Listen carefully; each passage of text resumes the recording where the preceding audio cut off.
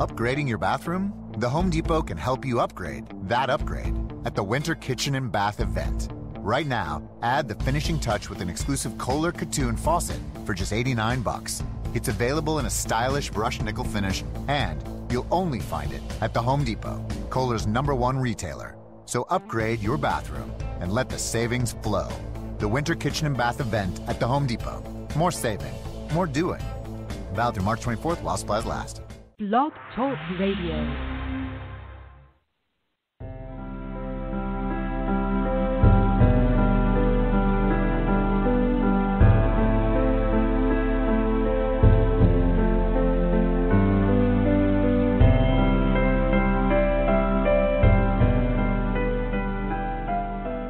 Welcome to Nightlight. Step away from the mainstream and gather around as we enlighten the world and our realities and travel this cosmic journey we call life. Join us as we share with you and provide that beacon that can guide us all to a better way.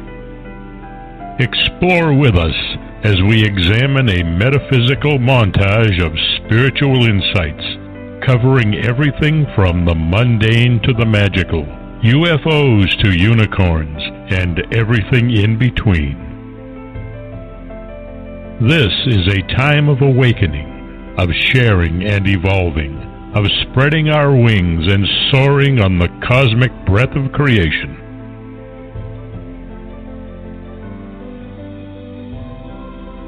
Come and join with other light-minded spirits as we weave our lights together to seek understanding, enlightenment, and with a little luck, some wisdom. This is Nightlight, a reminder that you are never alone. And now, here is your host, the lovely, delightful, insightful, and all-around great gal, Ms. Barbara DeLong.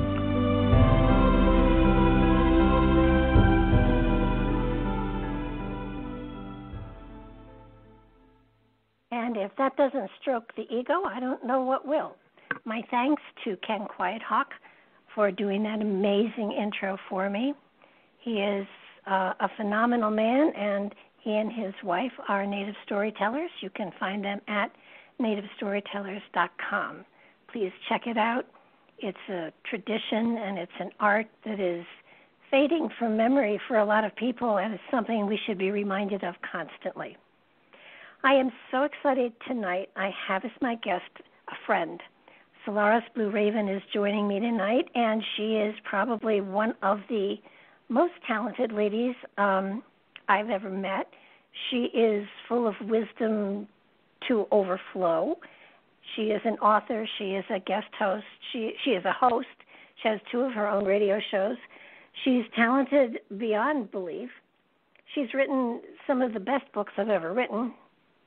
My most favorite, the one that if you read nothing else of a spiritual nature ever, ever, ever you have to read, is Transmutation Through Ascension, Soul of the Sun. It's an amazing book. It's not a hard read, it's not a long read, but it will awaken you to a lot of the potential you carry within. It's amazing. I've stolen it. I've used her material, and I can't tell you how many workshops, and it always brings awareness to anybody who touches it. Another book she's written is 1 Million Miles Till Midnight, Between the Mirror and the Lens, another great book. I've stolen some of that too, actually. And then, to prove that she is an amazingly talented, gifted person who has a broad range of perspective and talent and gifts, the third book I want to plug and suggest that everybody get, because it's phenomenal, is Mr. Sun and the Halloween Ball. Don't laugh. It teaches you an awful lot, and it is done beautifully and magically. It's a children's book, but it's for adults too. So I want to welcome Solaris to the show. Welcome to the show, Solaris. Can you hear me? Yeah, this is better. Yes, it's me. I hope it stays this way. My goodness. Okay. Hey, listen, Blog Talk Radio and Skype and everything. You know, the weather patterns across this country are strange, and there's so much going on. It's unbelievable. So, yeah. So I want to talk some about the energy that's going on all over the place. It's almost like some people are suddenly getting zapped and other people aren't. And it seems to be going back and forth. And people are, you know, feeling disoriented and then they're not. And then people are, you know, having aha moments and then other people aren't. And it's almost like people are getting it and not getting it at the same time. Does that make any sense? Mm-hmm. Right. I think that a lot of it is as people are already spiritually evolving on a higher level of consciousness, but what you're running into, this is just my own opinion and assessment, is we have so much weaponization of technology right now with the 5G and some other technological feeds that are happening that it's running interference on their electromagnetic fields. And even if they're not consciously aware, I think it has a lot to do with the way they behave here on the timeline. So that's my impression as far as why people are getting it. And also if they feel spiritual one day, maybe they don't feel so spiritual another day, they feel like they're gunked up, or maybe that something's going on and it's not explainable through consciousness, it's more about technological, atmospheric.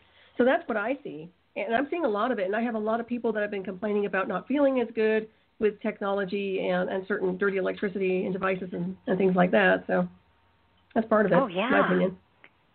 Well, I have a lot of people coming to me and saying, okay, I'm supposed to touch into the spirit within me. How do I identify that spirit?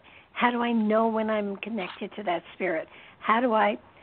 It's a sense of, we keep telling them to go within, but we don't tell them how to go. Now, your book does. Your book does tell them how to go within. But since not everybody has a book in their hands right now, and if I have anything to say about it, they will at some point in time. And I don't get a kickback. I just think it's a fabulous book. Thank you. So how do we give them a tool to reach inside, to connect to that seed of the divine that they carry within them? Right. I think a lot of it has to do with spiritual house cleaning, as we kind of touch on. I believe I do touch on it, too, in that particular book. But it is about spiritual hygiene, period. It's body, mind, and spirit.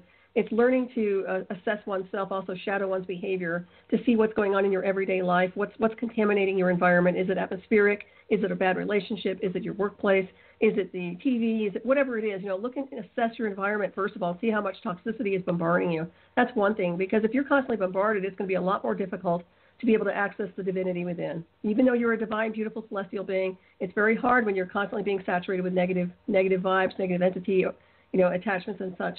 So that's one thing to look at. But the keys to the multiverse, like we say, they're within. It's through your higher self, oversoul, superconscious. It's with diving in and going into that next level and onto that next level. And a lot of it has to do with meditation and affirmation, spiritual thought process, insofar as affirmations in the morning, affirmations at night. I mean, all of these things can be compiled into the body to keep everybody in alignment with their multiversal ascended mastery. And also asking the higher self to connect, asking the higher self to descend down through your crown chakra and integrate into your body, asking and giving yourself permission to access that lovely divine spark. And I believe that is one of the keys and codes for people as far as going to the next level of their spirituality. Well, also, isn't there that element that in dream state and you know in that place just before we become conscious, we get hints, we get inspirations, we get thoughts that come from our higher consciousness to help us. But you have to write them down. You have to record them. You have to be aware of them. And once you start, it's sort of like it's like Tinkerbell. If you believe it is, it is. Right. It really is. Reality. Yeah, it is that simple. It's a very simple equation, and it's given to you according to your beliefs. No doubt about it, and I totally agree. Yeah, you keep a logbook or a dream journal and pay attention to the impressions you're receiving from day to day, but also your dialogue with the higher self and the oversoul and the superconscious, which, of course, is part of your psychic radar and gnosis. And I believe everybody has it. It's just a matter of paying attention and fine-tuning it. Oh, yeah. And I think one of the things I'm having the hardest trouble with people, not trouble, but helping them understand they're here to evolve themselves. They're not here to evolve others. They're here to, it's their own personal journey, and it doesn't mirror anybody else's. It is unique unto them. And correct. the other part that really seems to have, people stumble over, which I don't understand it, because before we came in, we asked to be given circumstances that would help us to grow. And when we are confronted with issues, with difficulties, with dilemmas, we lose our mind and we blame other people instead of recognizing it as, oh, here's one of my lessons. I asked for this. How can I get through this? What's the point here?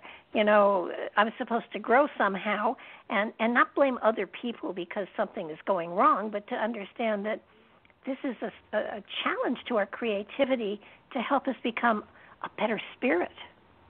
And people they're so into blaming someone else for their difficulties.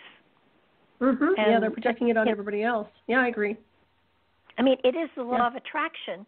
You're attracting it to you because you asked for it. And so don't blame someone. Just sit back and, at this point in time when a difficulty arises, I always look at them like, okay, this is a challenge. This is exciting. I asked for this, so I must need it somehow. I can't imagine why, but sometimes it doesn't. Sometimes it doesn't make sense. But it's always something that if you face it as a wonderful gift and a challenge, you get through it so much better. Yeah, that's true. You have a positive attitude about the whole situation and environment. There's no doubt about that. And the more you polarize with it, the worse it becomes. As we all know, it's like Velcro. It just sticks to you energetically speaking. So, navigating through consciousness, and I believe it's really about us mastering consciousness is one of the reasons we're here, is to navigate, master levels of divinity, levels of consciousness, and learn how to maintain that consciousness in order to keep evolving and ascending to our galactic neighborhoods, in my opinion. But, there is a lot of that spiking up going on insofar as people and personality clashes, and also projecting blame on everybody else. And that's social engineering. A lot of that is a line of social engineering that's connected in to their behavior. And once again, there's no place for that when you're doing the spiritual work. It has to be negated. No. And we really are pre-programmed to not reach beyond. Teachers, parents, society. It teaches us, you have a role or you have a direction, and that's where you go, and that's how you go, and that's it. And it's not follow your bliss. It's not follow your dreams. It's not follow the things that give you joy. It's you have to understand that these are things you have to do. You have to graduate from school, get a job, get married, have children, and die. Well, there's more to life than that. It's a program, totally, I agree. Yeah, it's like right angles. It's just a right angle everywhere. Yeah, and there's nothing wrong. Well, now at this point in time, I'm doing just everything I enjoy. But there was a point in time where I was programmed. I went to college. I got married. I taught school, and it wasn't until I had a car accident and was set free from that I was able to figure out what it was that gave me joy, and that's what I do. And that's what keeps you healthy and balanced and happy and joyful. That's very true. Without spirit, without that foundation, there really isn't a whole lot. And that foundation is love. It's all about love. It's based on love through higher consciousness. So, I agree with you on that one. I do. No, and it's amazing when there have been times when saying you did spiritual work would have you burned at the stake. And when I started teaching, if they knew, the field that I was interested in, I would have been fired. But today, it's so much more acceptable, and it's amazing. I had a guy on the show. His name is Craig Sim Webb. I don't know if you know him or not. But he's a musician, and he's done a study of musicians and actors and movie makers who have gotten their inspiration from spirit through dreams. And his book is full of, the biggest names you could possibly imagine, from Handel and Mozart to John Lennon and the guy who did Avatar. All of them got inspiration through dreams, and we're not shy about saying it. Now that's the higher spirit. That's the master spirit within you, giving you suggestions as to something that would be successful for you, something that would help you to expand your reality, and something that would enrich you just as far as joy, maybe even money. With John Lennon, it certainly didn't hurt any. But it's streaming we all we all get this stuff in dreams, and we get it in flashes of inspiration. And if we pay attention to those little hints that hit us, we get such a richer, more vibrant life. It's just amazing. Yeah, they're flowing with the stream of higher consciousness, is what you're describing to me, anyway. Oh yeah, absolutely. But you know, beyond that, you know, you talked about a galactic community. We're getting closer and closer to actually becoming a part of that. Absolutely. Yeah, big time. And I think that's what the thing is, where you're seeing that the breakaways, insofar as collectives go, are people making it to the next level, the next wave of consciousness, the next dimensional field. And a lot of us who've already done the work are already navigating there on multidimensional space or in multidimensional space. But then you have this other group of people, and nothing against anybody, but it's literally they're not stepping up, they're not grasping it, and they're not going to the next dimensional field. And that seems to be a bit of a problem. So I do see some kind of a split down the road. But yeah, you're right. We're almost there. We're almost there. I truly believe that. I mean, living off the planet. Yeah. Well, and not only that, but I do believe that so much has already happened that the general public isn't aware of, that would you know, shock a lot of people. And it's sort of like, are those doors ever going to be opened? Are they ever going to share with everybody all of the magic they've already found? Yes, reverse engineering and stuff like that, but medical stuff and cosmic stuff and even space travel. I mean, there's we've gone so much further than the general public knows. It's befuddling to me why they haven't shared it with us yet. Yeah, to me, it's all about control manipulation, as we've touched on that before, but it is. And in my opinion, I don't think they're ever going to reveal anything to anybody because it's too much of control that they lose insofar as just giving it away. But one thing we can agree on is that the multiverse and the universe and all forms of designs is free energy, it's freedom of thought, freedom of consciousness, exploration, advancement, evolution, and they don't have a right to interfere or slow down anybody's evolution and consciousness. So eventually the frequency goes beyond all that and bleeds through to where it belongs, which is from the stars. And we know this, but I can tell you they're making it very challenging and very difficult for people here on this illusion of a world to progress, you know. And thank goodness we entered onto this timeline with the goods. Insofar as I always had the gnosis. I don't know about you. I've always had an ascended master kind of consciousness with no arrogance. I say that I just always knew, and I'm glad it's a great gift to have. So that's something I can at least say. But for those who don't and come in here completely dark, oh my goodness, it's rough, I'm sure. It's a long ride. It really is. Yeah. But that, and I don't know when the light bulb went on inside of me, and I'm not sure how many watts it is, but definitely it went on, and it was like, oh my goodness, there's so much more, and exactly. it's like, you know, you talk to people and you say, come on, this is just a level. There's so many more levels. I mean, even look at the Thoth material. I mean, that's phenomenal. And multidimensional for sure. Yeah. I think that it's through that material that I began to really start to understand that the spirit is really just energy. There's no form. There's no real. It's energy. It has thought, and it has wisdom, but no way to manifest anything until it's in physical form. So that's why it comes into physical form in this dimension and others. I truly believe that spirits, you know, that are on the planet now have been in other forms on other planets and other dimensions. Absolutely. Yeah, even us. Oh, sure. Yeah, we've lived in other worlds, other universes, other star systems, other species, for sure. And I think that's what it is. It's like, you know, once you have a realization of the expansion of what we really are, and we're really just a small little fractal of the big multiverse, but still an extension of such a vastness that there's no going back. You just keep moving and evolving and ascending, and it's a nice journey. Once you take the ride to the higher frequency bands, it's great. Well, you look at movies like intergalactic and like the Matrix, and you go, yeah, well, of course, you know, why doesn't everybody understand this?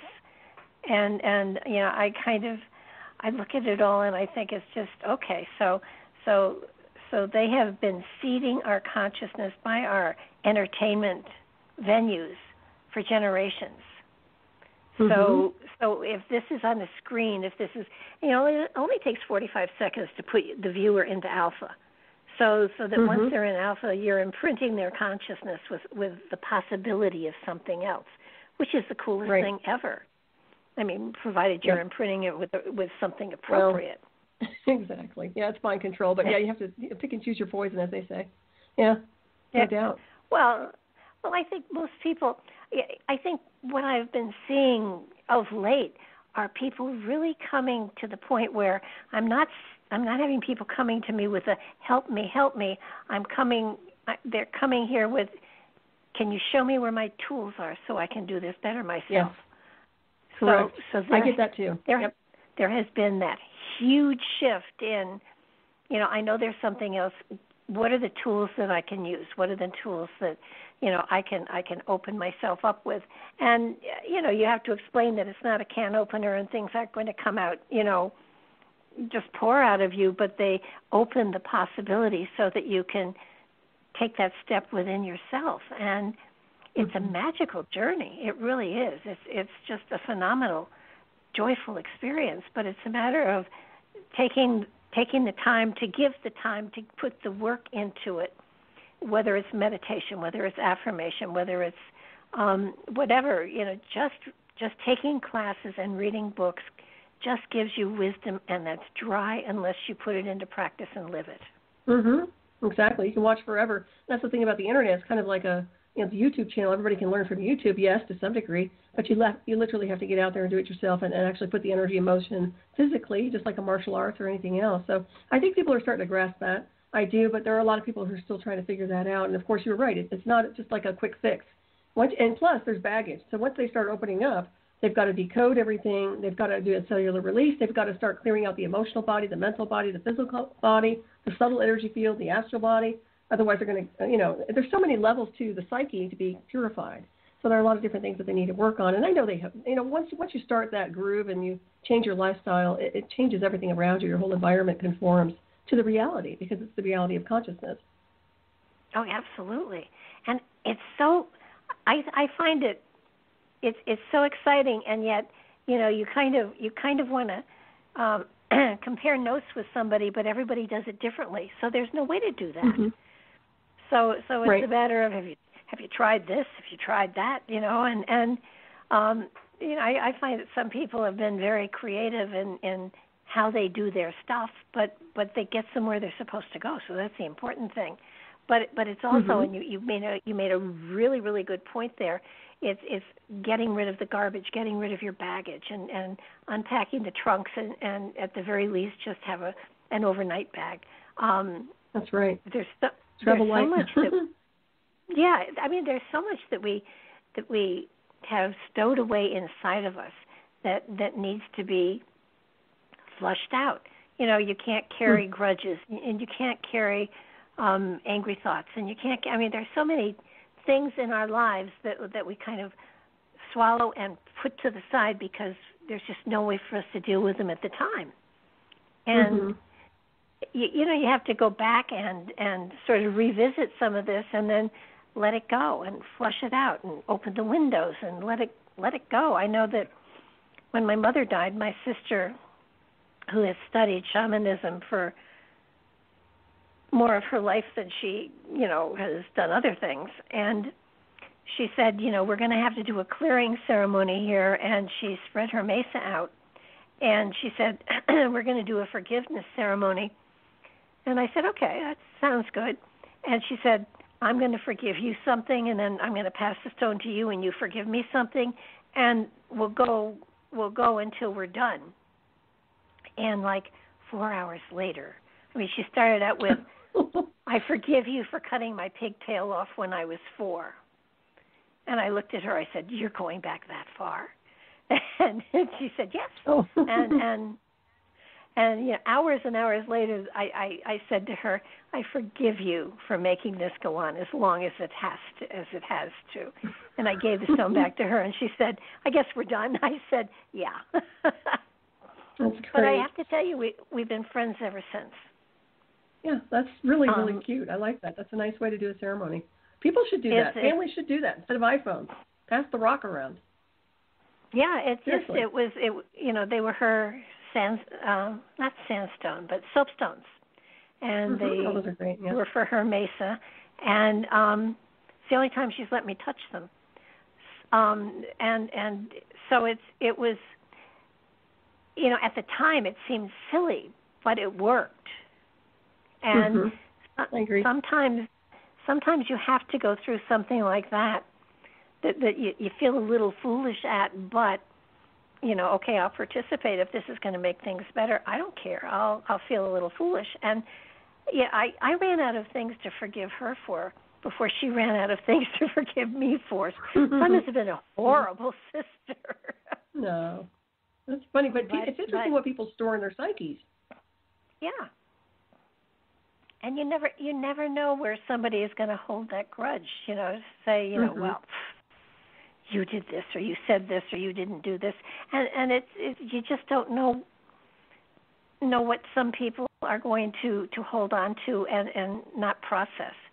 And it's a matter of learning how to process and say, okay, this happened, and there has to be a reason. And I mean, I will say that in the last 10 years, somebody screwed with me on my website and literally stole it. And when I got it back, someone said, "Well, you're going to tell everybody about this?" And I said, "No." And they said, "Why?" And I said, "Because the universe will take care of it." And I don't want to carry this kind of anger. I just won't. And it took a number of years, but the universe absolutely balanced it all out. So, there is that universal balance out there.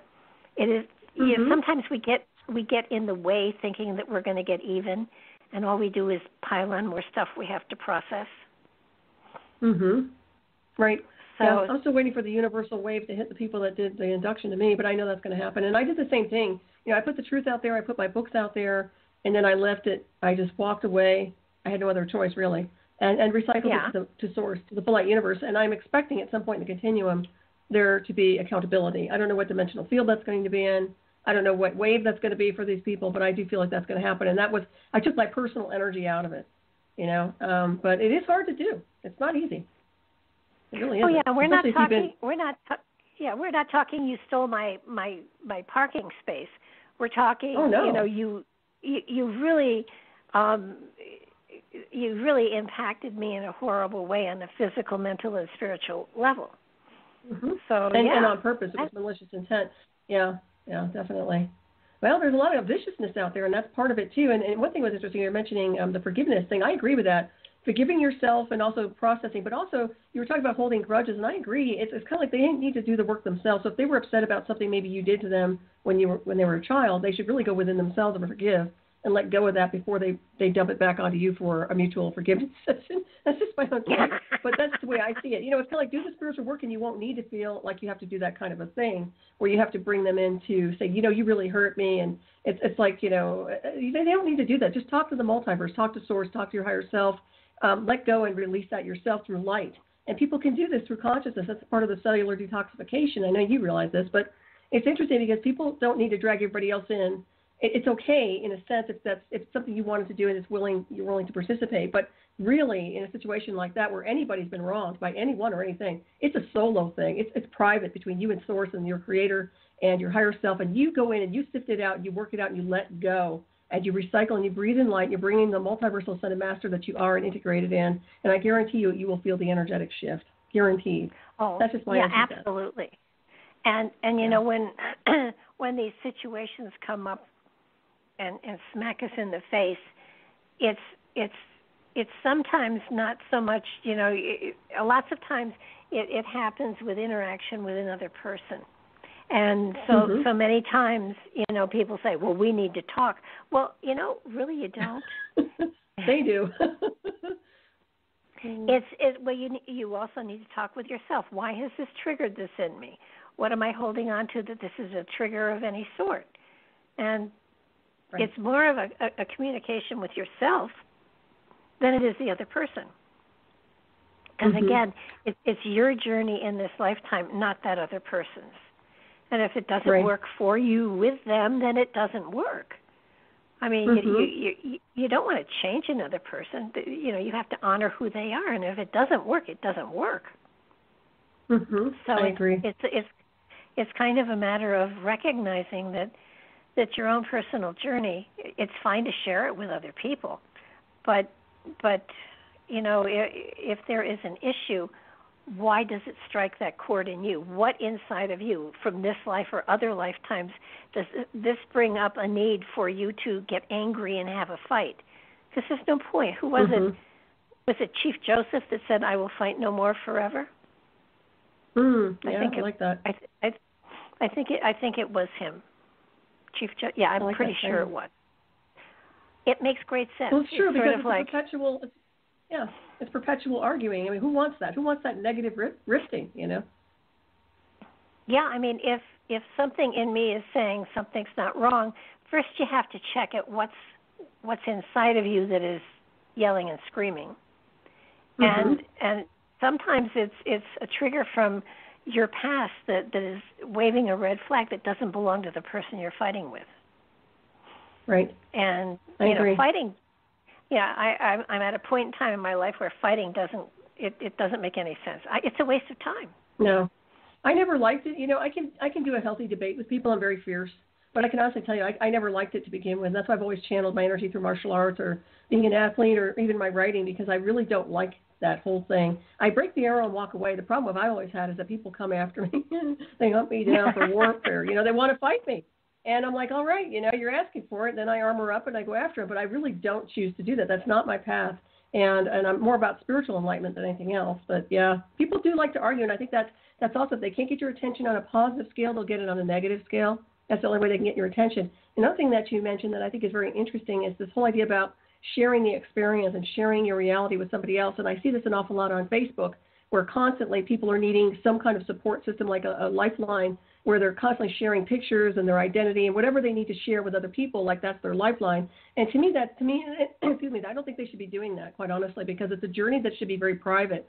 And in a world where everything has become no privacy, open everywhere, you're being kind of bled through to everybody else's reality. So I think we have to be careful of that, very watchful of how we're sharing our personal experiences with the virtual field. That's just my 2 cents again, but. Well, I think that's a good point, and I think sometimes when people are doing that, they want people to confirm that something in their life is good because they're not sure it's good. So, and again, that's something you have to go within and figure out why you don't have a good self-image or whatever, and work on it there instead of putting it out there for. I mean, it's so dangerous. You can put out a picture of yourself that you think is great, and people can say, "Oh my God, what did you do to your hair?" and da da da da, and suddenly you're sitting in the floor in tears because people have tried to help you get better when you thought you were perfect to start with. So, no, it isn't a happy, healthy thing to do. What's really interesting too, and I see that with all the time people spend on the internet, and I'm guilty of being on the internet a lot. I work on the internet a lot, but I have to say it would be much better for them to do affirmations, to pray. If you feel like you want to spend 2 hours on Facebook, take that time to do some self-image work and consciousness, insofar as just meditate, affirmations, clearings, run, work out. Do something productive versus being on Facebook. That's just my 2 cents again. But to me, it seems like that's the energy. The intent that they're putting into this machine world is really the intent they want to put in their own reality, in their own residence, without their computers on, quite honestly. Oh, yeah. No, totally agree. I think one of the things that I tell everybody that I try to hammer home on them, I don't do a great deal of, I have to admit I've had more success lately than in the past, but be creative. Do something for the sheer joy of creation, whether it's writing or painting or sewing or taking an engine apart and putting it back together or gardening or whatever. But have something of a creative nature in every day of your life. It's really funny. I do the radio shows, and so in order to do the radio shows, I have to read books, which I love. I mean, that's juicy stuff for me. But then I realized that I have always preached, and preach is the word, creativity, having some form of creative endeavor within your life. And I realized that I hadn't been writing for the website as much as I should have been. And I pulled out, I have 2 sections on the website. One is questions that I've been asked, and the other is Spiritual 411. And I have like 80 titles of things to go up on one, and 100 questions to answer. And it's been, okay, come on. I tell people to do something every day. And I haven't been doing it as much or as in depth as I really should have. So I've got this stuff right here on my desktop, and every day I work on each of those different areas, something on each of those different areas, so that I am creatively putting something out there. If no one reads it, that doesn't matter. The reality is, it is my spiritual exercise. And, correct. And, I agree. So that you don't have to publish a book. If you want to, fine, go for it. But publishing a book is usually for the author. And I do it for me. But it's of such great benefit to everybody else. It's amazing. I hope so. But oh gosh, yeah. I mean, it has to be. It has to. I have another one coming out. No. Thank you. When? I do. I'm going to be wrapping it up. I can't give you the title yet, but it's going to be out in about 3 or 4 months. I'm trying to shoot before my birthday in April, but yeah. So it's going to be about extraterrestrial intelligence and our ancestors and DNA and celestial heritage. So it should be very fascinating for the reader, and I'm excited to launch that book. So I'll let you know when it goes live. Give you. Absolutely. But yeah. I eat up all your stuff. I love it, especially. This one's going to be galactic. Oh, thank you. This one's going to be really galactic, and it's a reminder of a lot of things, but it's definitely taking it up fast forward into where we need to be. So I feel like that's a good one to put into physical manifestation. So, and I have a guest for you, by the way. I want to go ahead. Oh yeah, who? I was going to say I just interviewed Renee Colson not too long ago about music of the plants, and I don't know if you're familiar with the music of the plants yet, but I think you would completely resonate with it. Are you familiar with that at all? No, I'm not. Okay, I'm gonna send you Renee's information about the music of the plants. Is this little device that comes from Italy that she and it's a little box. She sent me one as a gift, and you put this little attachment onto the plant leaf, and then you put this other kind of like a stick into the soil, and it has this music that it plays and interpolates the energetic signature of the plant singing to you, and it creates this music of the plants through their life force. Oh, how cool! Yes, I'll send you some information. I think you would really love it. And I know you'd love Renee. She does Partnership for Planetary Healing. She's working with the plants right now, and she's introducing this to people to tune them into states of consciousness insofar as understanding everything is alive, everything has consciousness, everything is an extension of the multiverse, and perhaps people will become more attuned and even more awakened in the process. You're talking about how do we get in touch? How do we awaken? Well, part of that is empathy, right? Understanding empathically how energy feels. Well, how does the cosmos feel to your energetic signature? How does source feel? How does your relationship to the creator feel? I know from my own personal experience, it's bliss. When I'm completely immersed with the creator for light, it's so peaceful. I'm in heaven beyond heaven. I love that feeling. I don't want to be removed from that state of consciousness. And that's what I think people have lost along the way, whether it's through programming, through television, whatever it is, the craziness of the strife of the politics, whatever's going on. I think all of it's a contributing factor. But that's it, And so anyways, the music of the plants, I'll send you information on this, but I know Renee would just love to be on your show, and I think you would just adore her because she's definitely one of us kind of beings, She's that light being. Yeah, have you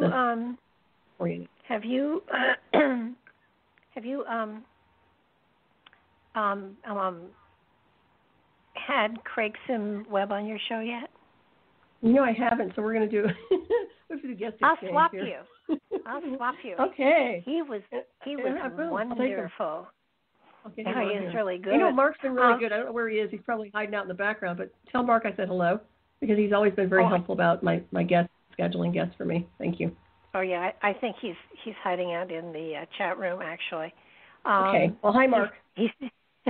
He's been great. I've been working with him for, 5-6 months now, and we've been, getting shows together, and he's amazing.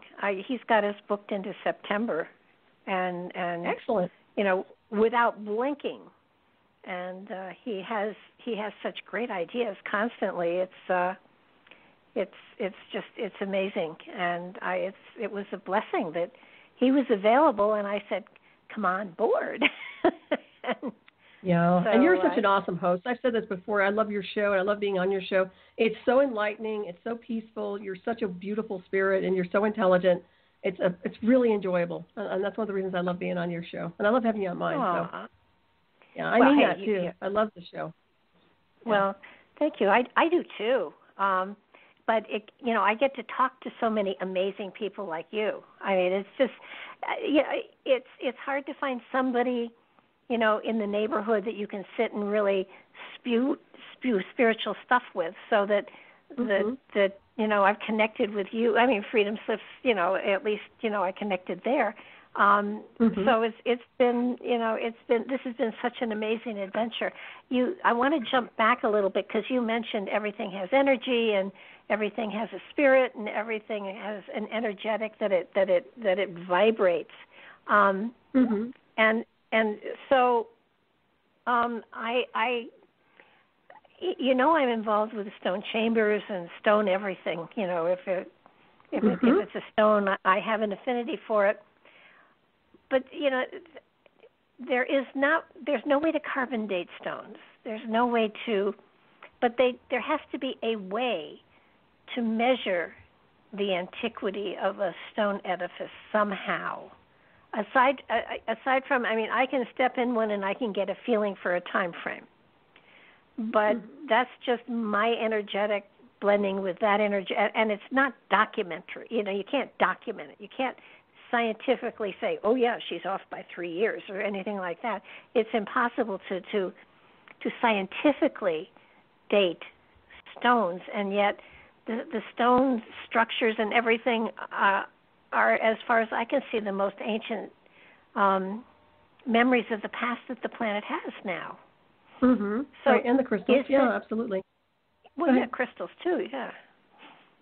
So is there a way of pulling energy from it? Because, like the Great Pyramid, at first it was a tomb, and then it wasn't a tomb, and then it was a battery, and then it was this, and they go on and on and on about what it may have been for, but there's nothing that really says, yes, this is what I was for. This is why I was put here. Is there any you're way looking for the record keepers? I am. Go ahead. Yeah, and you are a record keeper. We all are. Well, okay. Yeah. Well, I know you're a record keeper. I know I am. I know there are a lot of us here who are, like Bill Brown. So when we access that cellular memory, cellular design within our own network, which is connected into the multiversal network, I believe we're getting information from more than the full Akashic. That's just my own take. So what's interesting is it's about your exchange in consciousness with, and it's not an inanimate object at all. It's a living intelligence, an imprinted intelligence of some kind that you're interfacing with, even if you put your hand on it and get an osmosis download effect. I believe that's how we access our data insofar as information goes. And for a lot of us, we don't even have to be there. We can remotely access or create the intent to be there, and we get the download of information like you were doing with your groups with Bill, which were phenomenal, by the way, and I really enjoyed when you were doing those groups. I can tell you that to me is the best way to measure what's going on, but it's not everybody, because some people say, oh, I get this energetic and it feels like this and it feels like that. Well, there is a difference between those who are just kind of playing with the energy and those who actually go in with a gnosis and say, wait a minute, this, and this. And it's almost like a decoding of a map. And that's what I'm seeing with a particular group of beings here. So in my opinion, that's how we operate, and that's how we can work. But that also puts us on the radar for being interfered with or possibly tracked. But nonetheless, that's part of it. Well, I don't know if that answered your question or not. Well, yeah, kind of. Yes, it does, because I'm gonna pick that up again. That the remote viewing. I have a whole bunch of other sites, and I want to go. So let me know. I will let you know. I have the name of everybody that was in the group to begin with, and actually all of those are, I think. No, the meditations aren't. Oh yeah, no. I don't have them up on YouTube, but they are certainly accessible on my website, the remote viewing of the pyramids. I found it extremely, extremely powerful.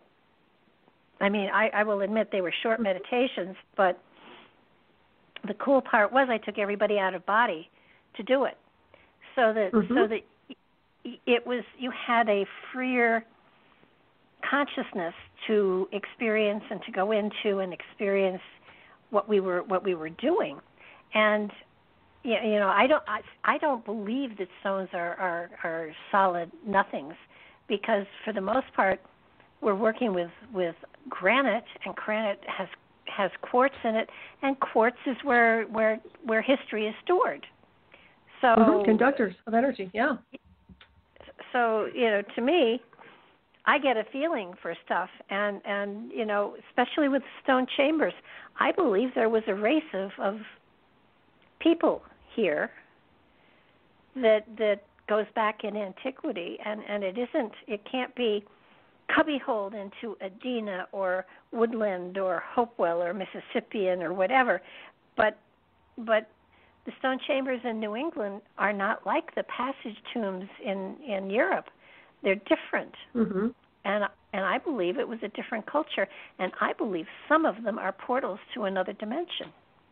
I agree with you on that one too. Yeah, there are many layers. Yeah, and so you kind of look at a lot of these edifices, and you kind of want to say, okay, let's take the Bible out of it, let's take history books out of it, let's just go by what we get from. Let's talk to the stones instead of listening to what historians and archaeologists and physicists and everybody, the archaeoastrology people and all of them.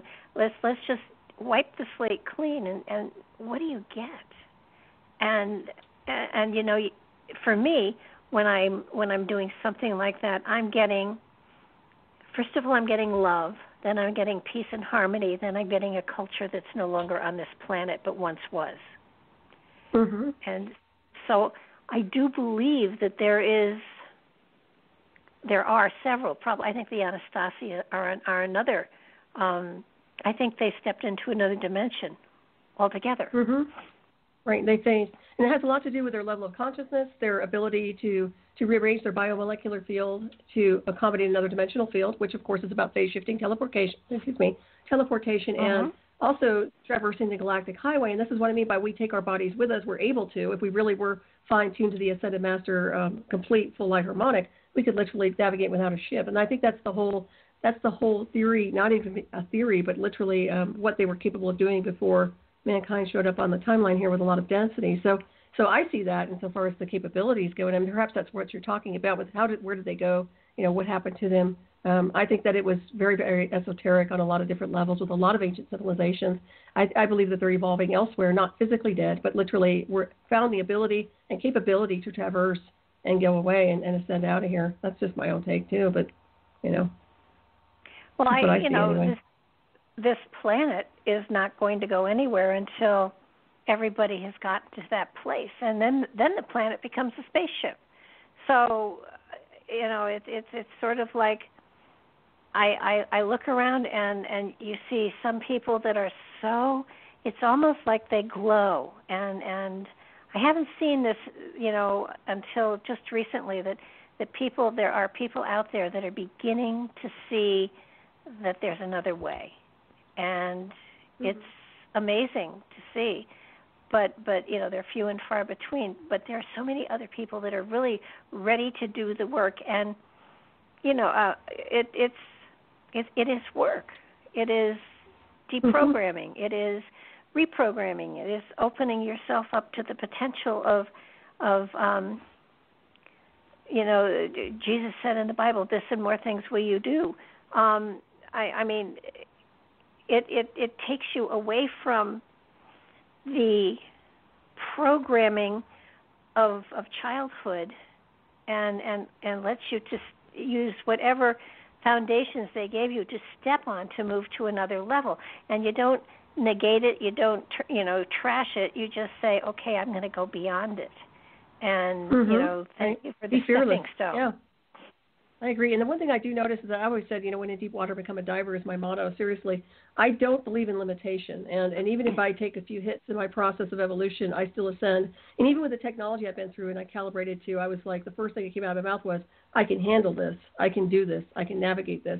It wasn't about being afraid. It's always about being able to finally get to the next level of consciousness and find a way to calibrate to the next level. So I think people should understand that it may not feel comfortable sometimes when you're detoxifying, when you're releasing, when you have cellular trauma. It may be very uncomfortable. You might go through some severe detoxification, what they call a healing crisis to some.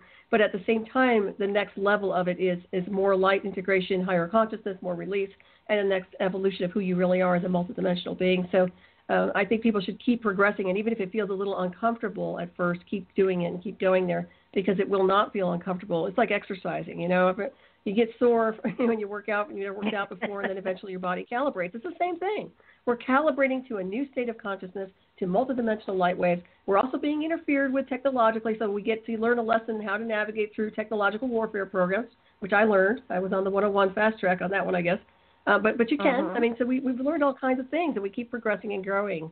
And I think that when we're here as mirrors to each other and to remind each other that this is what's going on, that's when we can maintain ourselves and still ascend. But when people get lost, and I think that's why they seek you out, they're lost. They need to know what's going on. How do I get my tools? Where do I go for my tools? And you are that beacon that can assist them and show them how to get their tools, which is awesome, because they need that right now. They do. So. Well, it's sort of like I truly, I help anybody that asks for help. I've not. There are a few people that I thought were crazy, and I said, no, see a therapist first. But for the most part, I'm willing to work with whoever is willing to work. But they have to do the work. And if I'm working harder than they are, then there's something wrong. And I have learned. Yeah, you can't be their lifeline. Yeah. Yeah, no, I've learned over time. There is a time when you say, I need to take a break, and we'll pick it up, when I feel ready to pick it up, and then of course I don't pick it up. But there have been times when I've had groups, and then the group suddenly decided, it became too diverse for me, and it wasn't that they weren't good people. It's just that there were too many different levels that were being worked on, and right. My reason for being on the planet is growing myself, helping others certainly if I can, but not exclusively that. So I had to make room for me time, and the shows are what gives me the me time that is so great, and I get to talk to so many fabulous people. Oh God. Yeah, that's the good thing about being a host, no doubt. Oh, absolutely. And it's you learn so much, and you kind of put it all, stack it up together, and then there are moments when you suddenly say within yourself, "Ooh, look at that! It makes a difference in my own reality, in my own energetic field," and it's just amazing. I mean, whether it's working with animals and going into alpha and sending and receiving messages from animals, to doing it with plants, to paying attention to what message songs are giving you. I mean, it opens you up to a more vibrant reality, and the more you participate in it, the more vibrant it gets. And it's right. really And just so think about cool. all the people too. It is cool. And the thing is, we tend to be immune to our audience sometimes when we're hosts and we're interviewing, but I can tell you that it does touch so many people's lives. I'm sure that you've had people reach out to you and have really appreciated what you do and who you're interviewing. And with myself, I've had people, sometimes you never know who's listening, but there are people out there who really do get it. And then all of a sudden they start to grow and evolve, or something happens where they become higher in their own design and consciousness, and they share that energy with somebody else. So it is a chain reaction, and it is an osmosis effect. And that's the one thing I do like, and that's probably the one reason after all these years I'm still doing radio, because sometimes I just want to walk away, and I'm still around. So for various reasons. But it is part of that. Well, you are teaching as you interview, too, and that's another thing. Well, and learning. I mean, there is not, I always learn something from every reading I give. I always learn something from every interview I do. And, it's an amazing experience that learning can be so much fun. And I have. It's really funny. Even, remember I did that deck of cards. Now. I love that deck of cards. Now I can flatter you again and tell you that that's my favorite deck of cards. I love it, and I encourage everybody to get the mandala deck. Is that what you call it, the mandala deck, or? Cosmic deck. Okay. Well, it's so beautiful. You got it at the right time. It originally sold for $29, and it was published for 20 years. Now it's no longer published, and now it is in huge demand. And the cheapest deck that I have seen is like $100. Oh, nice. That's great. Yeah, it's really. And somebody said, "Are you going to republish it?" And I said, "No, the publisher said he would republish it for me for $6 a deck, but I had to order 3,000 decks. I don't have that kind of money." So it's amazing. And I get people who send me things, emails and stuff like that. And I got an email not long ago from a man who found it in a bookstore at Pikes Peak, and he was so touched by it. He said it changed his life, and now he buys the decks and he gives them to people that he feels are spiritually evolving, and that that it will help them. And he's a famous musician. I won't mention his name because I don't want to embarrass him, but I want to make sure he stays a fan. But when I read up on him, I sat back and I said, "Oh my God, he's really famous," and he wrote me a fan letter. That is so cool. That's very nice. So yes. Every now and then something like that happens, and it's like, okay, this is cool. This is really, really neat. But it's doing the radio shows and putting stuff up on YouTube and putting the message out there as best you can is a confirmation of what you have inside of you, whether it's an interview, whether it's a lecture that you've given or whatever. You put your philosophy out there, and whoever it touches, whoever is drawn to it and gets something from it, my job here is done. So it's an exciting thing for me. I know you're going to continue your Las Vegas show, right? Oh yeah, Hyperspace at KCUR are still live and well. Yep, we're still doing that one. I'm scheduled with actually you're going to be on my radio show too coming up, but yeah, definitely that one won't be going away anytime soon. Yeah, I'm excited to have you on there. It'll be great. Yeah, I'm looking forward to it too.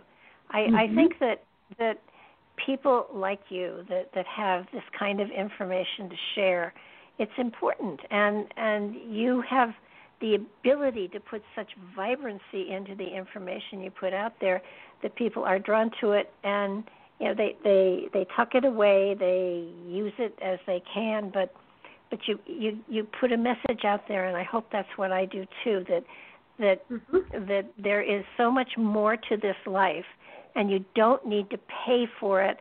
You can make it happen yourself, and it's up to you to we do create our reality from our perception of it, so that what we see, what we think is what we get.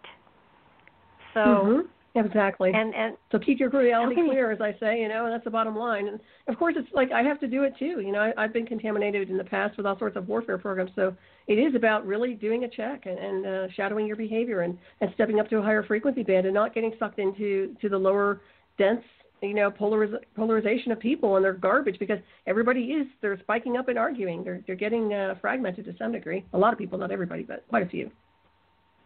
Yeah, I just who was it? It was that guy in that man in California who was beaten. It started.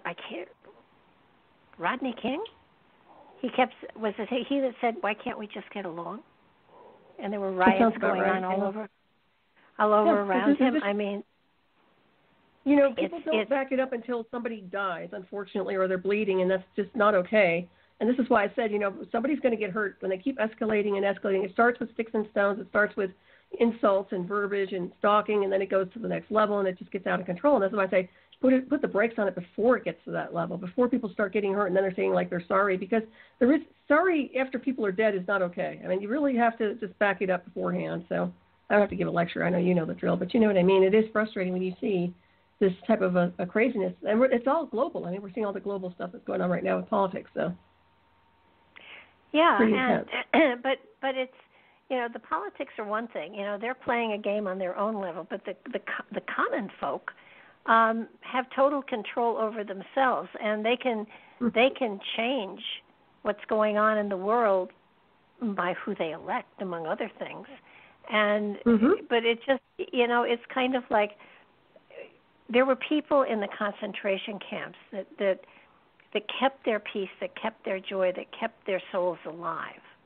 And if people in that kind of situation can survive, then you know, come on, if they can do it in the conditions that we're surrounded by, that can't be anywhere near as harsh as that, anywhere a million miles, it's not that harsh. So that taking a look at yourself and taking a look at where you are within yourself is really, really important. I have a friend who says, I have very poor self-image, so, you know, I don't deserve, you know, this and I don't deserve that. And it's like, well, if you think that, then that's exactly what's going to happen, you know, and exactly. And you know, they come back at you, well, I tried thinking that I was better than all of that for an hour and nothing happened, so I must really be worthless. And it's like, okay, come on. You have to believe it. You have to send it out there. You have to live it to become it. And it's a matter of embracing it totally within yourself, and then it radiates, and then it manifests within your life. You can't, you know, it's like people who meditate for 15 minutes and think that's all they need to do. Holy mackerel, you know, that's a good start, but it does take a teeny bit more than that to get the engine running. And then once it's running, you have to make sure you don't get off track. And it's like a really good, it's like a good diet. You know, you can be on the diet for 6 days and then see chocolate cake, and, you know, off track you go. And that's the way enlightenment is, you know. It's you know, okay, but it's important to just recognize that you've gone off track just a little bit. Let's get back on track and keep going. Right. It's not quite like AA, but sort of like AA. You know, it's one day at a time. It's a lifestyle. Yeah. Yeah. There's no doubt about it. It's repetition. It's lifestyle. It's positive entrainment, however you want to call it. Yeah, absolutely. It's not quite as bad as that. It's not. What was that organization that did? You know, when you said to somebody, "How are you?" and they said, "I'm doing better and better every day," and you know, they were really obnoxious people. Blissful, but obnoxious. You don't have to be obnoxious about this. This is all internal stuff, and when you get it right internally, then it begins to externalize. It's you know, you can't live it if you can't manifest with it if it isn't totally integrated interiorly to you. And that means not judging, and that means trying not to tell people what they should do with their lives, even if they ask you. And, you know, it's so many things. We tend to get off track because, you know, well, I'm a healer, so I have to heal everybody, and then you're not healing yourself. And right. It starts with the self. It's okay to share the wealth, but get your own act straight too. I mean, you don't go to someone who doesn't have a good relationship and ask about relationship advice. You know, that's just foolish. I agree. Yeah. You know, AA does have it right there. They have people who have survived the program and are living the program, and then they help other people. And it's the same with spirituality. You don't give advice on something you haven't experienced. And Lord knows you've been through the ringer. So and thank you, because I see a lot of fake people out there doing a lot of things that they're not qualified to do. I don't call them on it, but I see that often. And everything that I say I can do, I've actually done.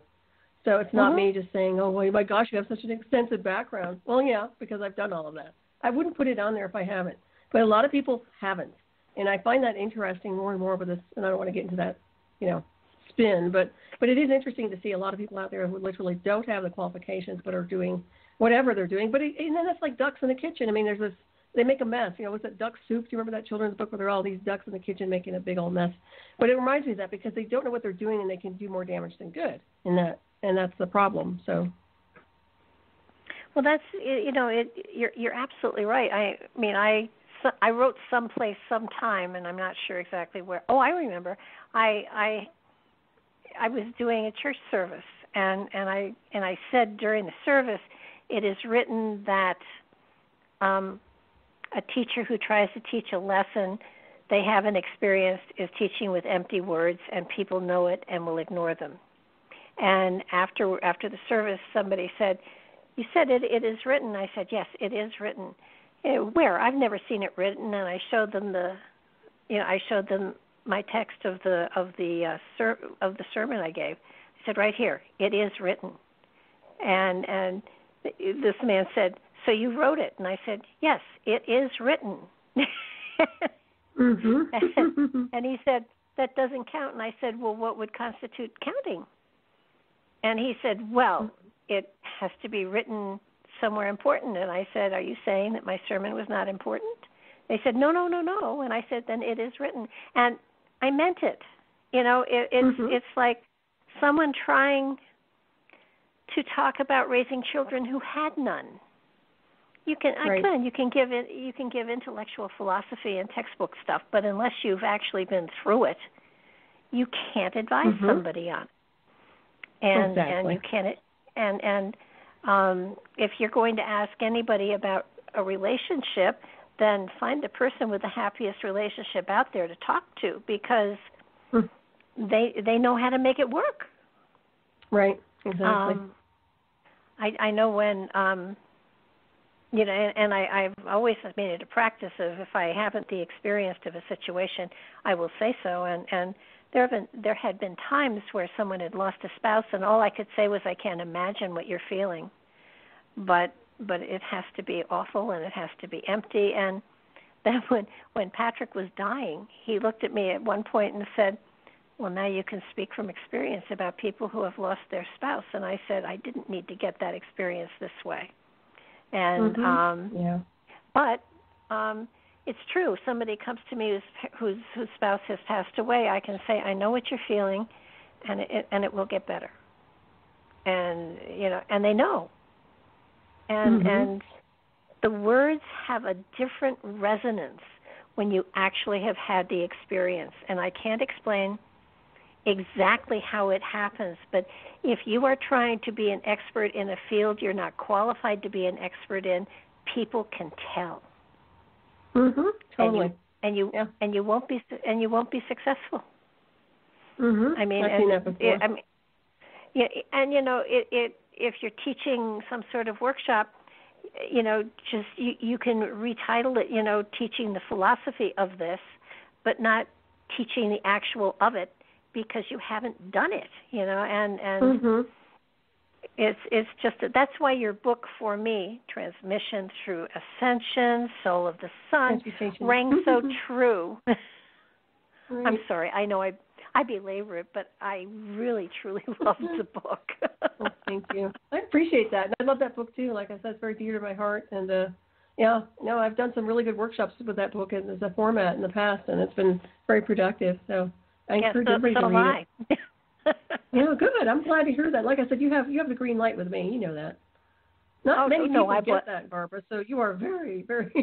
you're on the top of the totem.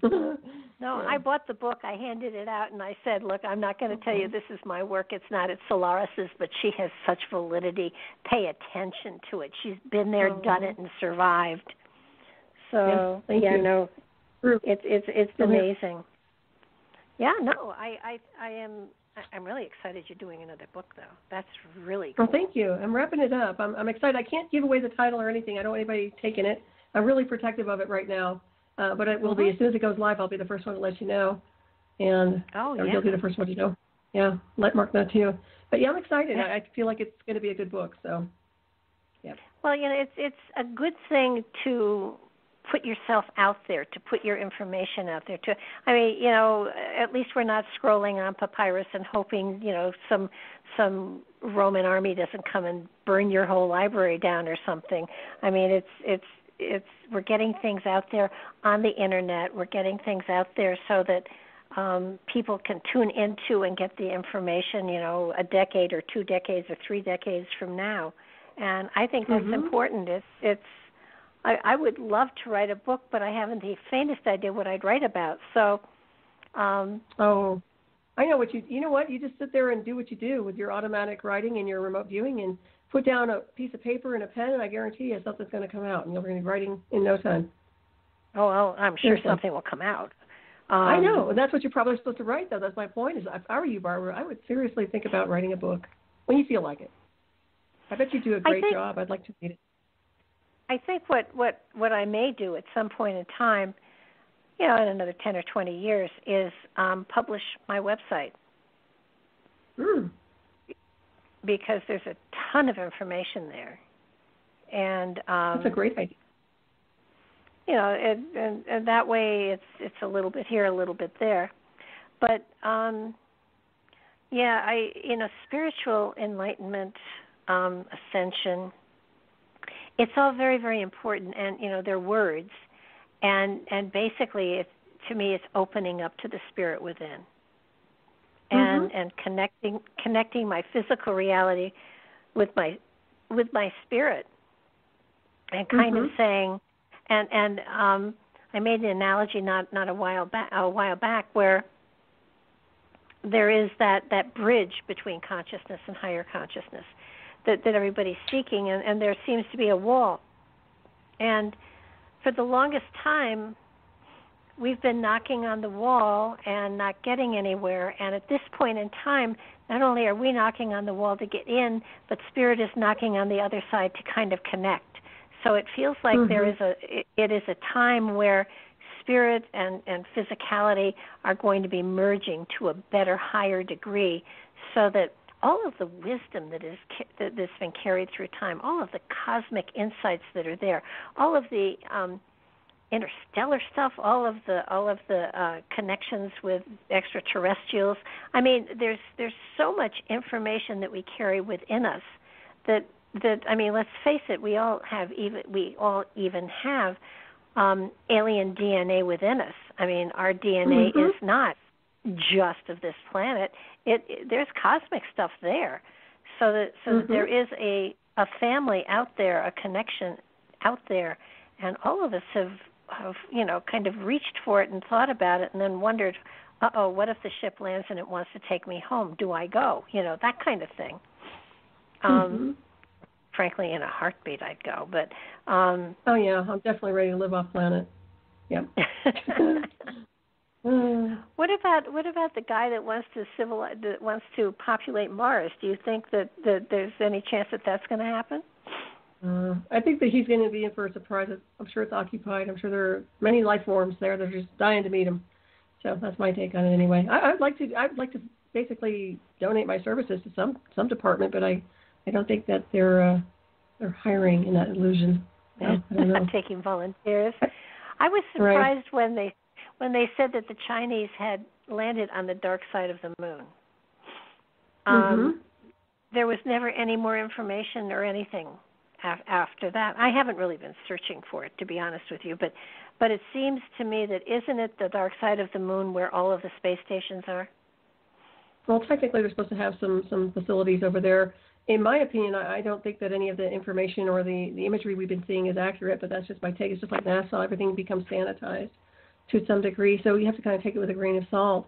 But there's definitely, in my opinion, once again, it's occupied. There's life forms there. There's other things there besides what they have there currently. And also, when you look at the moon itself, it seems like they did the demolition not too long ago. I don't know how many years ago it was, but it seemed like they were doing more demolition to try to destroy ancient artifacts or things that might be noticeable. I feel like they've been doing that over the years, the Black Science Department, Black Space Programs. I feel like they've been doing that. Just my own take on it. But it would be interesting to see what kind of artifacts were left over there, insofar as what's really there. But did you catch the eclipse the other night? That's about a week ago or so. Yes. The moon. Did you look at it outside? I mean, did you get to look at? Okay. Yeah, because I did too, and I have to tell you, it was beautiful, and I couldn't take my eyes off of it. I had my binoculars on it, but I was telling a friend of mine, did you see the blue hue around the top when it was eclipsing? I did. I thought that was just my eyes. No, and I saw that, and I thought, well, that's interesting. Does that color remind you of anything? Because it really resonated with me at the celestial cellular level. I'm just curious if it meant anything to you, because to me it was like there was something about it. I had the feeling that the whole moon was radiating that color. Mm-hmm. And that it was energetically giving off something that we didn't normally see, but I didn't know what it was. Well, I agree with you on that one. I totally agree. I felt, because I've been around blood moons before, and they've never felt very good to me, energetically speaking. But this one, to me, there was something really special about it. And I also said that, that's not a blood moon, that's a blue moon. Yes, it's the transmission, the frequency, the celestial energies that were showing and shining upon that moon and that lunar, what I call the lunar area, was just phenomenal. So I'm glad you saw it and noticed it too, because some people didn't. So I'm curious how many people out there actually noticed that blue. Yeah. Well, what was fascinating to me was it looked like, you know how sometimes at night if you live by a big city and you're not really by it, there is that element of the lights kind of lighting up the sky. And my feeling was that it was almost like there were floodlights of some sort on the other side of the moon that were being picked up as it radiated. It was kind of like there was a great deal of activity there. Right. I get that too. And almost like what I call celestial energies, but definitely it felt like, I don't want to say a mirror or glass, but crystalline. It felt very crystalline to me too. Something very, very off-world, but also very familiar to me, like it was a part of my home. And that was very interesting. I don't know why, but I felt like I was very, very connected to that frequency, that color, that signature of that color. It wasn't just the color itself, it was something else happening behind it. So that was to me was very, very interesting and very charging, by the way. I don't know how many people felt the energetic, but it was extremely powerful. Yeah, I'm wondering if, I'm sure that there are many different species and things like that that are represented out there in space, but it felt to me as though it was something new. So that someone else has bought a piece of land or something. Gosh, well, it just it felt like it's really funny, because the more I looked at it, the more I felt like, okay, this feels like something from way deep in space. This feels as something that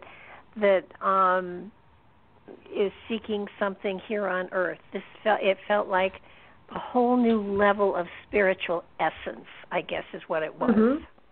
Right. Yeah, no, I get that too. No, I agree with you. And it felt like home to me. Like I said, go ahead. Well, that's probably where your spirit comes from. I mean, it's like that line from the science fiction one with who's it me? What's this? Da da da da da. Close Encounters, yeah. Yeah. At one point, that tune in 2 seconds.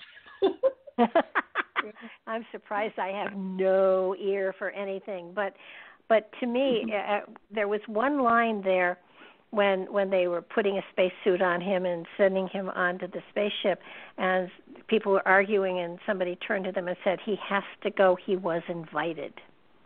And I get the feeling that people who are invited, people who are of a level of hearing, have a frequency that is available to them. I don't know how you want to define it, but when I saw the UFO when I was in college, afterwards I was in the girls' dorm, and afterwards there were people who were literally screaming and crying and terrified and hiding under their beds. There were people who were just looking at it and going, whoa, look at that. There were people that didn't see a thing. And it's kind of like, are you ready to see this? If you're not ready to see it, you're not going to see it. Right. And so I'm wondering if what it is, you know, that old saying, with eyes to see and ears to hear. Mm-hmm. And it may have to do with spiritual frequency as well. Yep. You know, very true. When you're at a level that you're ready to absorb or understand or not be terrified by, or however you want to put it. I mean, the spiritual, I mean, when you stop to think about it, spirits are just spirits. Plain old spirits are just, they're just energy. They can't do anything to you. They can't, you know, touch you. They can't smell you. They can't, you know, they need to incarnate within a physical body in order to manifest within a reality. So that, you know, spirits out there that are kind of waiting to come in, so to speak, they have no physical form, ergo, they have no quote unquote power. So they're in another realm. They're in another dimension, and you know, they come into the 3D world, and they have form. They're able to communicate. They're able to learn. They're able to grow. They're able to gather wisdom, share wisdom. But out there in the ether, they are energetic bodies looking for another way to learn, to grow, to expand. And right. You know, my philosophy, at least for now, is that we go lifetime to lifetime, you know, growing and expanding our wisdom and knowledge to the point where we get to a point where we become that, we get to a point where we have assimilated enough so that we become a source of creation, and we create our own universe and cosmos to scatter seeds, to start life, to start evolution all over again. Mm-hmm. That's where home is for us. Home is when we become the creator of all. And you know, to me, it's simple. That's why the universe is expanding, because spirits are getting to the place where they cast out seeds, create life, and create a solar system all of their own. And I don't think there's ever a war of the universes or anything like that. I think it's just a matter of consciousness expanding and becoming bigger and bigger and bigger. Right, exactly. It's that stream of consciousness for sure. I agree. It's a fascinating world. You know, my new book coming up, I'm going to be talking a little about space-time configurations and going into the levels of what's going on that, insofar as where we're located here and what's happening here. So it's going to be pretty in-depth, and I think people will appreciate that. So just a heads up. I don't want to give too much away, but I will say one thing: we're way off course. we're way off. So I'll fill you in. But yeah, okay. I'll talk more about it when the book goes live. You know, we are on the edge of the universe, so to speak. Really, we're not exactly in the center of it. Yeah, we're definitely, things have changed drastically. Another thing I was going to mention to you, and I might have touched on this before when I've been on your show or you've been on mine, but I keep talking about the skies and how they've changed so much. Insofar as I live at a pretty high elevation, and I tell you, the skies are never going to be the same again, because when I look at them, every time I see the sky, it's like a different piece of scenery. It's not normal. It's like the dome is collapsed. It just doesn't look right. I'm not talking flat Earth. I'm just saying everything is a distortion. And at my elevation here, I can see that. So I don't know if anybody else has noticed this or not, but pay attention to that. And half the time people are saturated with chemtrails and geoengineering, so they may not even see anything. Well, a lot of the indigenous peoples, I don't want to call them Indians. I want to call them Native Americans. It's kind of like have been so many labels put on them that I don't know to this day what is appropriate, and I apologize if I have insulted anybody, but the elders have said that the sky is wobbling. It's not the same. No, it's definitely changed. We're off. Yeah, we've definitely changed. it's not just magnetic north, too. It's not just magnetic north. It's everything. So just a heads up. And like I said, I'm excited to talk about my new book, and I will talk about it, but I just don't want to give too much out right now until it's actually out there in print. But no, that's okay. Because I hit on so many things. I had like this eureka moment, Barbara. It was really interesting where I just started seeing all these unraveled information, and I have so much now that I'm putting and compiling that it's like, it's mind-blowing, but it's accurate. I know it's accurate, and it's just blown me away. So anyways, we'll talk about it next time. I'm inviting myself back on your show, see? all of this, you know, my new book. You had better let me know so I can get you on and immediately, you know. It will really probably. And I know you book in advance like I do, so I'll give you a heads up. I'll give Mark a heads up for sure. Okay, good, because you bring through such pure insight. It's just phenomenal, and you know, for us here. Wow. You know what's funny, and I didn't mean to interrupt you, but what I'm seeing it from the opposite end of the multiverse. That's how I see things here. So it's kind of like I'm looking back at the different lens, looking at what's going on here, and I'm seeing it, the configurations on a whole different dimensional field, but it's also on the opposite spectrum. So that's how I've been seeing stuff. That sounds pretty bizarre. Well, no, it doesn't sound that bizarre, really. And you know, when you think about A Million Miles to Midnight, that was fascinating book. But it was from a different perspective, and you had to pick up what was going on before it made sense. Now, it didn't take a long time to do it, but it really is a great book. Oh, thank you. And that's where I've been. I mean, that's the interface. And that's why I'm trying to tell people ahead of time where I've been with the technology is kind of like the future to some degree, insofar as what's going on, and also what happened to me as an aspect of me, as an avatar of me. Because when you get interfaced with technology, a whole different aspect of you goes into the machine world and lives in that virtual field. So it becomes very, very different and very complex. But you know, it's pretty simplified to some degree, but it also talks about what's really here. You know, you were touching on it also, that this world is a machine world. It really is deep down. I mean, it's an intelligent design. It speaks an intelligent language with other machine worlds and other universes and star systems, just like we do. And that's the beauty of our bridging through consciousness. We are able to communicate through consciousness to other types of species, other symbiotic machine world type beings, anything out there we can communicate with. We don't really need the quote unquote telepathy that they have, but we understand through consciousness. And then we interpolate the data stream, and that's what you can do. I know you do this yourself. You interpolate the data stream of information through your own divinity, and you interpolate with the words and the information, whereas some people will get the different types of telepathy. You know, I've been around the synthetic and everything else, but the best interpolation is who we are as multiversal beings, interpolating the celestial embodiments, because that's how we understand the truth versus somebody in a communication system connected to a government agency trying to tell you how to define information. That just doesn't work.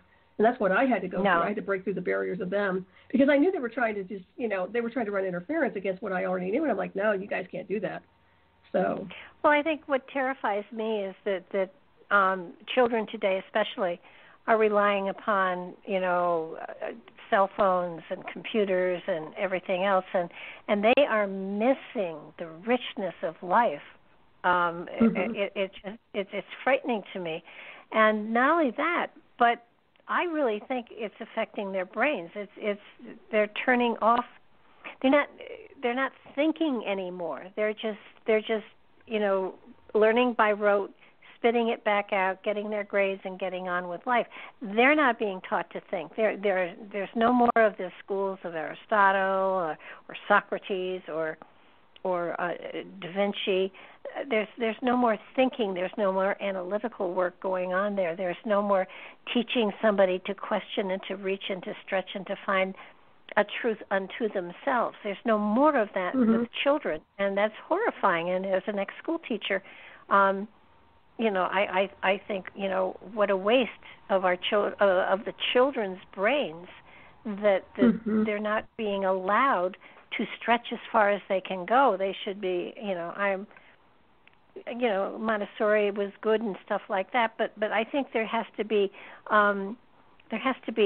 a way of teaching children so that they can be guided to to learn to think for themselves, to solve their own problems, their own ways, to touch into their higher consciousness, to receive messages from there that will inspire them as to the directions they should take their lives so they can be the most prosperous, both financially and emotionally and spiritually. I mean, those elements are there. And when I see my grandchildren, I mean, they're lovely, lovely kids. I think the world of them. They're both very intelligent, but they're being programmed. And that horrifies me.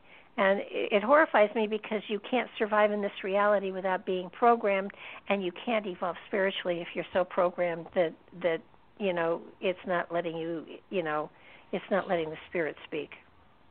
I agree. Yes, it's independent thought is really the threat, in my opinion, and we're seeing less and less of that these days. Less creativity, like you were talking about, and more entrainment programming, which of course connects into the artificial intelligence, transhumanism. And unfortunately, like I said, I love technology, and I think it has its place even with interfacing.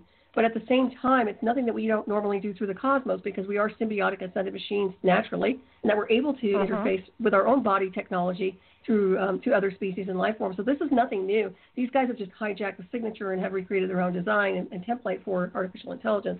But what I have seen and what I've talked about, and that I put this out insofar as my books, is literally warning people ahead of time that this is what they're up to, the misuse of technology and how they want to entrain everybody, so that you're not thinking as a free spirit anymore, that your consciousness isn't able to pierce the veil of who you really are. And I find this to be such a disservice. So we really do have to pay attention to these things that are going on here on the timelines, especially what you're seeing out in China right now, some of the entrainment programs they're doing with surveilling. It started off with surveilling in me, too, in the interface, and then I went up to the next level of a lot of other stuff with remote viewing. So I can tell you that, the end game wouldn't be so good for those of us who are wanting our evolution and expansion in singularity, singular consciousness merged with source. Well, they want a hive collective embraced with artificial intelligence array systems connected to their entrainment program. And you have to ask who they are. Well, these people aren't connected to source. They're not connected to the cosmos, or at least they don't want to be. And that's a problem, right? And, we don't want to be derailed, do we? We want to be up and advanced in consciousness and going through the galactic highways without being interfered with. And I find that this is going to be a problem. But once again, we're dealing with it here. So if we deal with it here, then we can affect all multiple timelines and multiverses and negate some of these constructs. And that's what I'm seeing anyway, and I'm hoping that's the case. Oh, I'm hoping too, because, it's so obviously there. And when you see what's going on and school teacher looking at what's being taught and what's not being taught, look at our history. Look at what of our history is not being taught, and that takes a great richness out of who we are and who we have become.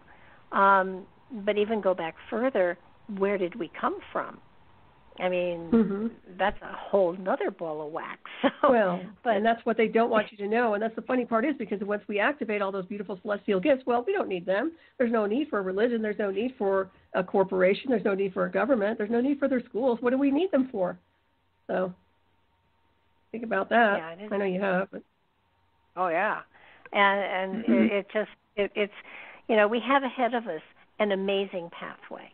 And certainly a great deal of the population today is going to get to that place where they have that aha moment, where they make that connection, and then magic happens.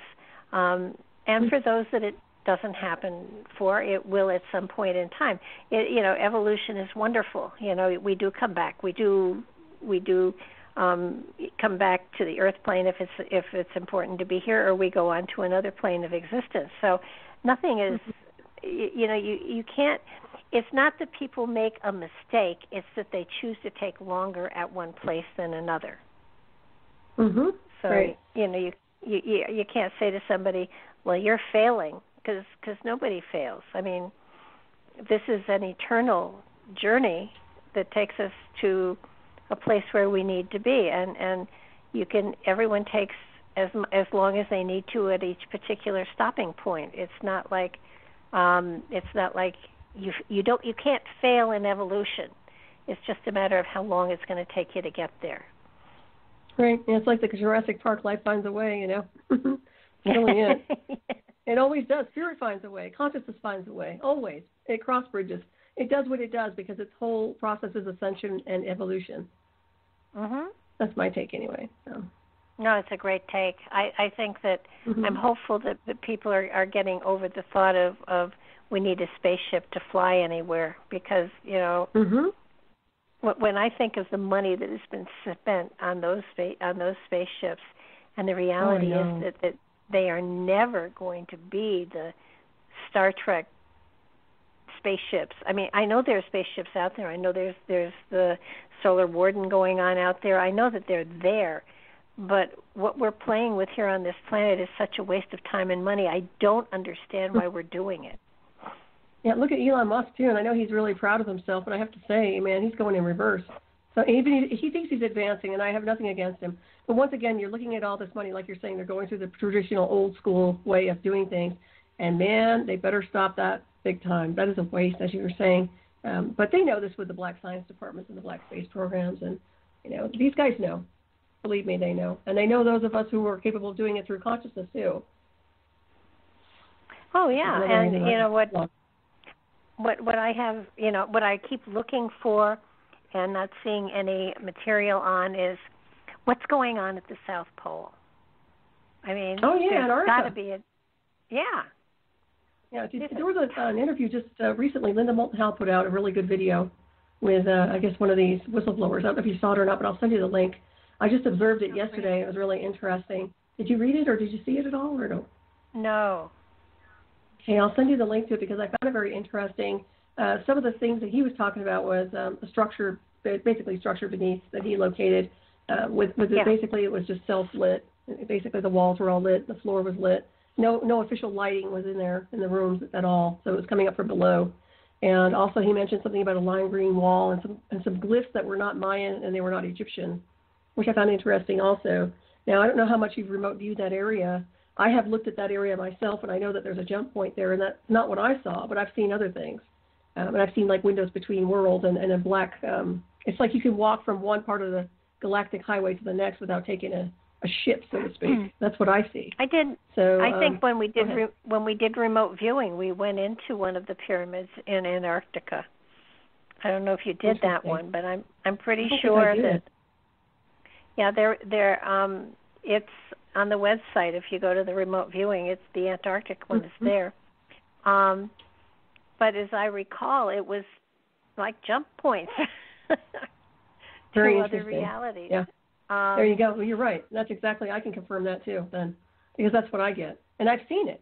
And what's interesting, I don't know if you picked up, but they've mentioned the lime green. Now, I don't know if that resonates with you or not. I'll send you the video. I'll send you and Mark the video, and you can check it out and tell me if any of that rings true to your spirit. Because I feel like, you know, obviously there are so many different types of structures underneath there, but I think that's not what we're talking about. We're not talking about that at all. It's much bigger than that. So. Yeah, very but check out the remote viewing, because I know we went into a pyramid in Antarctica, and it was, to me it was the experience of doing the remote viewing to all the different places, and there are a whole bunch more I want to go into. It basically takes us back in time, or to another time. I don't know if it's another dimension or another time, but it is definitely another time where there is a different utilization of the things that we are interpreting inappropriately for now. I mean, like the Great Pyramids, like there's so much that we have intellectually tried to put our perception of what it must have been, and the reality is, I think we're totally wrong. You can't put your own impressions in there, and I don't. I mean, I just let the energetics roll. But I can tell you, it's interesting. I don't know if I don't think I was with your group. I would have remembered that for sure. I would have remembered that. But another thing they mentioned at that with that particular Antarctica thing was that there was supposedly some kind of an extraterrestrial intelligence there, and it looked like a human. It was humanoid, but not humanoid. In other words, it was our ancestor, but appeared as one of us, but no hair.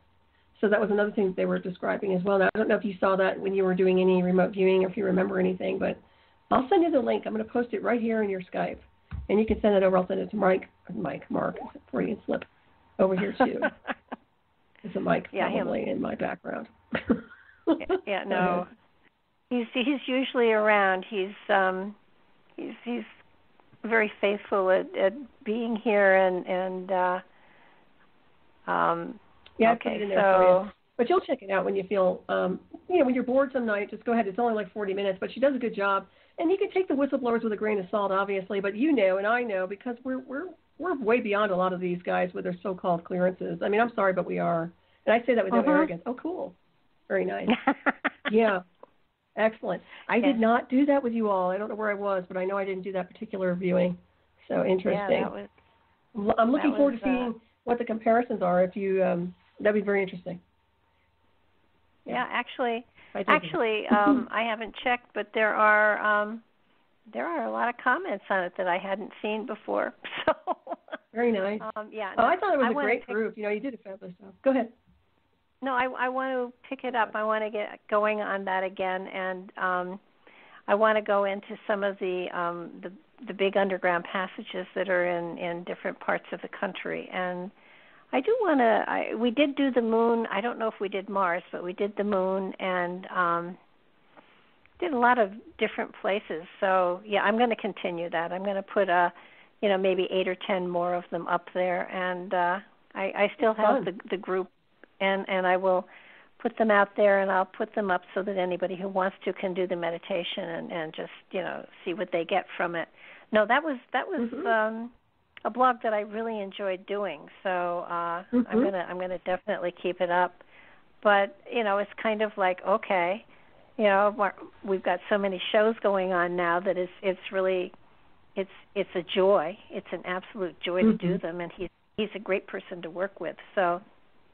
I'm having a lot of fun with that, and it's sort of like okay, it's like every now and then a tsunami of spiritual energy comes over me, and I did those 20 lectures on spiritual development a long time ago, a while back, and I thought, you know what, I really should put them up on YouTube, and so I cleaned them all up and I put them all in a package, so there are 20 lectures on all aspects of spirituality that are up there on the YouTube channel as well that are kind of fun. Oh, very nice. And all of my lecture notes from them are on my website of people, and they're in many cases like 100 pages of notes that I gathered together. So, but there are some things that I haven't gone into that I will put up.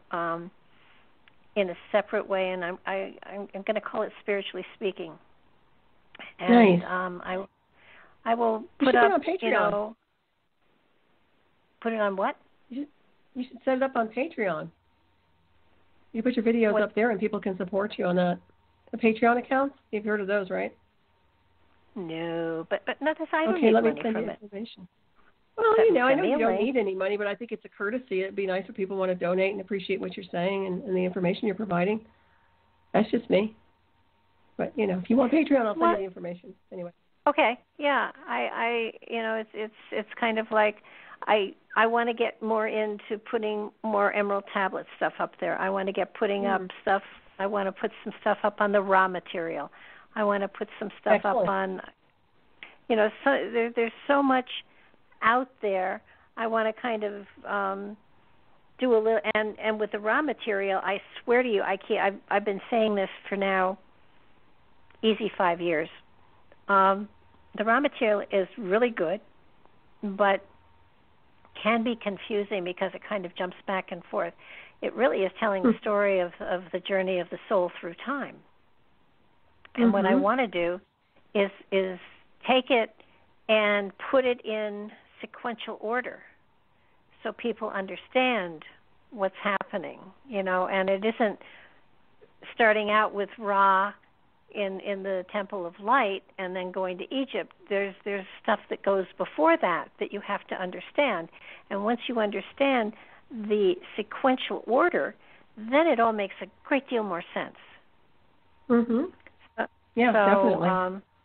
And Dr. Doral channeled that material over 100 years ago, so it's time somebody channeled it in a different way.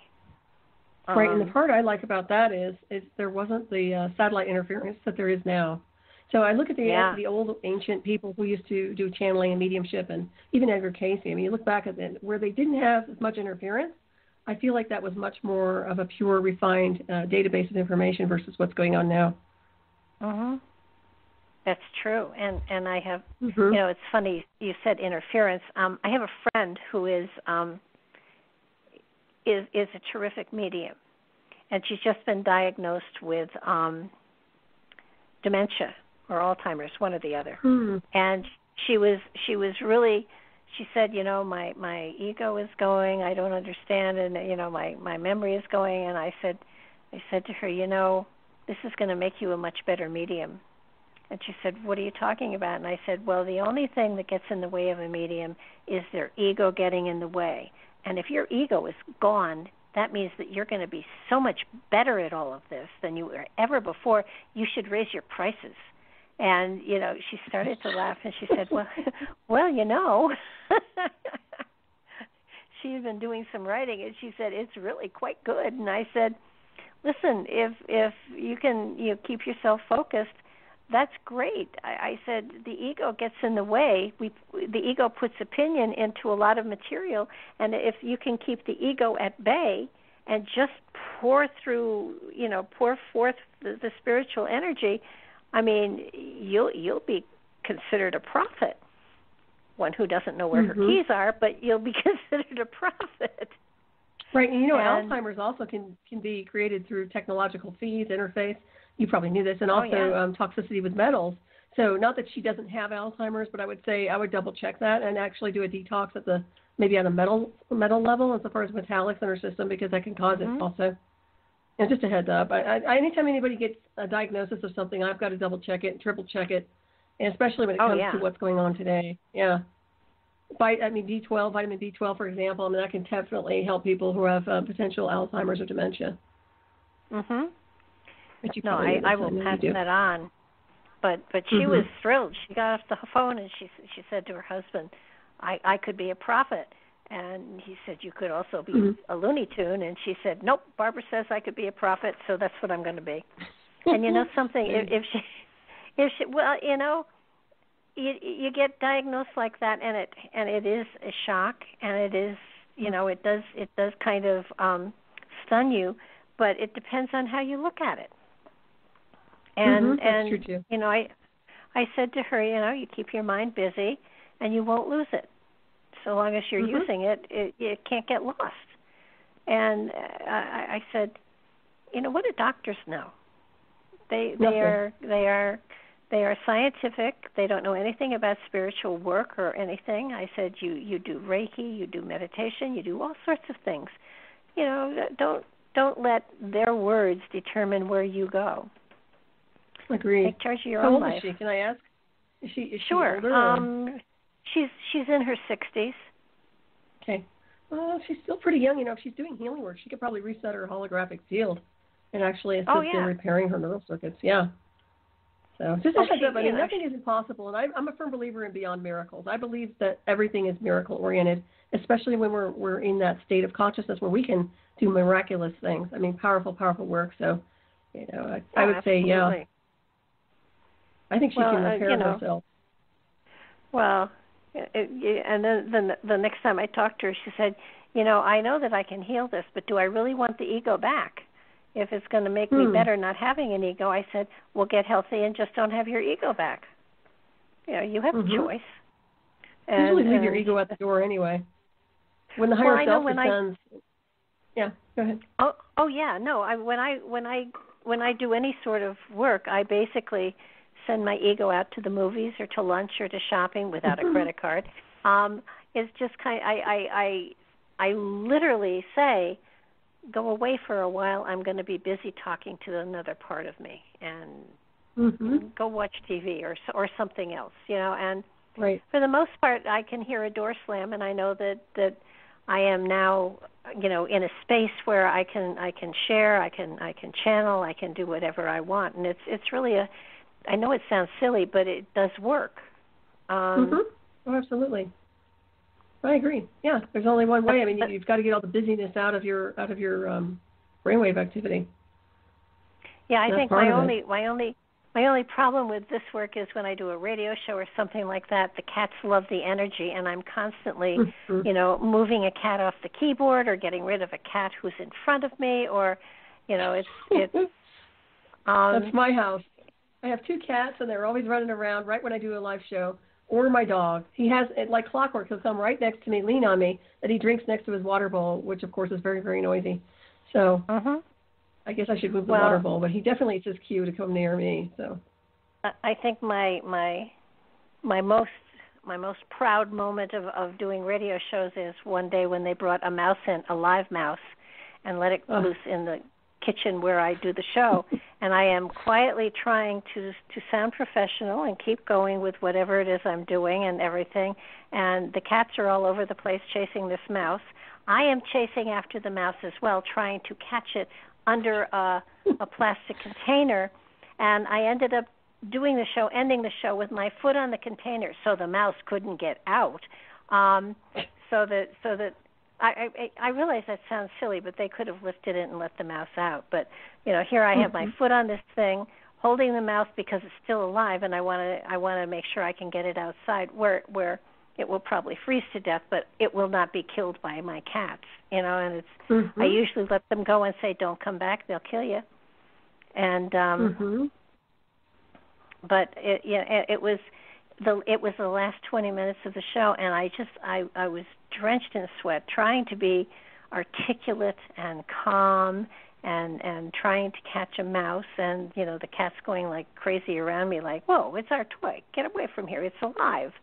I mean, they weren't trying to kill it, they were playing with it, but it was very disturbing to me. Oh gosh! And then, of course, when they did kill it, they bring it over to you, Mom. Yeah, here's our toy. I have one cat that has to wash everything, her toys, everything, in the toilet.